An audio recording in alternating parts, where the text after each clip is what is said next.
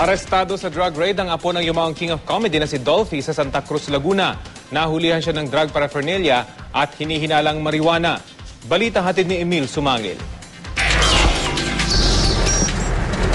Pagputok ng araw, gumalaw na ang PIDEA Calabarzon papasok sa target area. Dito. Loob yan. Nasa kaloob-looban ng Barangay Palesan, Santa Cruz, Laguna ang target ng operasyon. Sa bisa ng search warrant, pinasok ng Philippine Drug Enforcement Agency o PIDEA ang bungalow type na paupahang ito.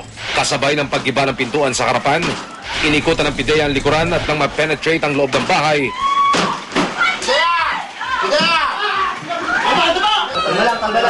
Kalma lang. Bata.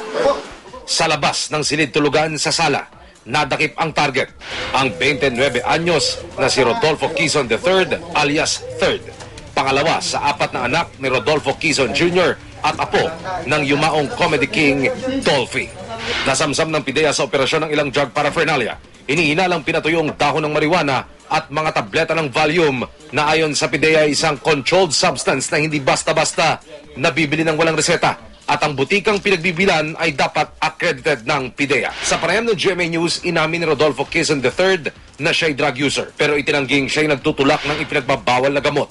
Gumagamit lang po ako, inaamin ko, pero hindi ako tulad ng iniisip nila. Pero ayon sa PIDEA Calabarzon, bukod sa inirereklamo na ng mga kapitbayang suspect na si Quezon, kabilang sa order of battle ng PIDEA Calabarzon Region 4A si Rodolfo Quezon III.